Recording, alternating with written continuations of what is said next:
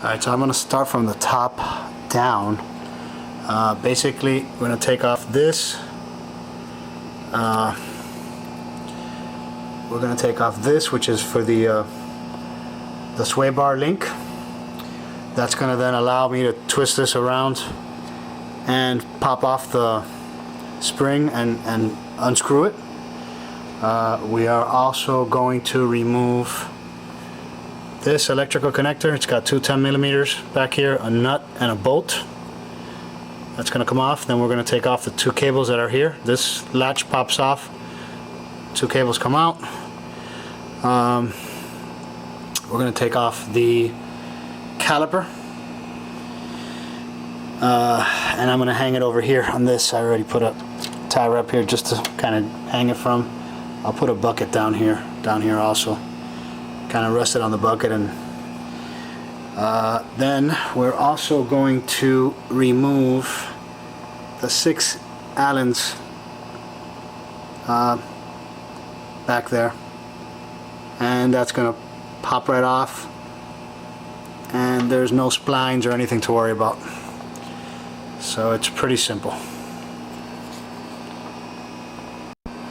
Okay, so far I've taken off the small cross bolt and the sway bar drop link where it connects up here, and then that allowed me to turn this, turn it just enough to access this little indentation here, and that allowed me to pop the spring off, and now I can kind of screw it down and get everything going here. Alright, so now I've taken off the caliper. I have it sitting on my bucket here. The next step is going to be to take this off here. This is what's holding the shock to the wheel carrier. I also have a third jack here. I use this little jack to help me sort of just manipulate this up and down if I need to, you know, get any bolt out or anything, and it just helps to sort of hold everything in place so we don't have anything dropping when it's not supposed to. Okay, so I've removed the 6 Allens from the axle now. Kind of hard to see in there, but you should see the shiny area. That's where they were. Now the next step is going to basically be to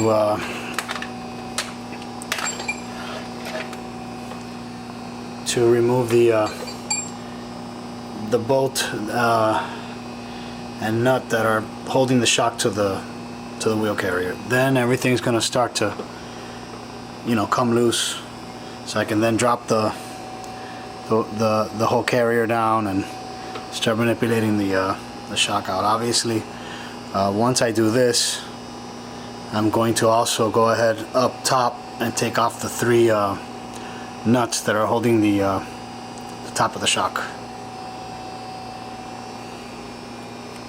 Okay, so now that everything is loose, I also had loosened the top nuts now from the trunk side. The next step is basically I'm going to grab up here, pull this down, compress the shock, and get ready to pull it out. Okay, so here we are now at the last step of removal. You'll notice here that it's definitely not the time to save on masking tape. Basically got everything loose now, so I'm going to grab the top of the shock and just compress it down.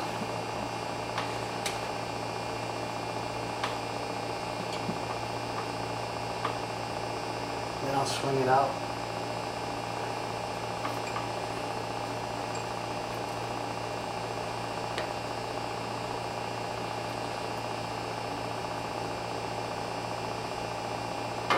So I'm at least a finger distance away always from the paint, so it's no problem at all. Plenty of room back here.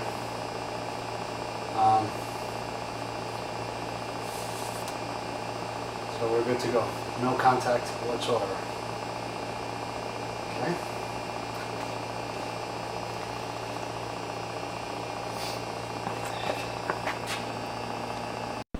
Okay, so getting ready to put the coilover back in the car now. It is assembled. I've got my 3 vacuum caps on top here, just for protection. A couple layers of tape here, again just for protection. Basically what we have is brake caliper disconnected and hanging over here on top of a box. The bolts that I've removed are essentially the bolt that holds the shock here, the 3 nuts on top on the camber plate, and the 6 Allen bolts that hold the CV joint and the axle to the diff. Basically, you want to make sure that the CV joint is pushed this way, giving you the most amount of space, so when you press down here and the axle wants to come up, you got more space if the CV joint is compressed this way. So I'm going to go ahead and slide the shock in here now.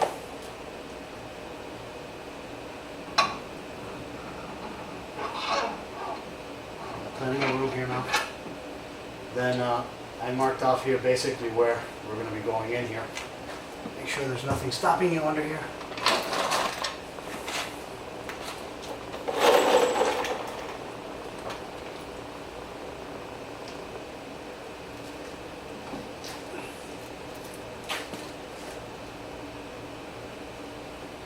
And we are in. Just going to put it in position. And that's about it. Go ahead and button this thing up.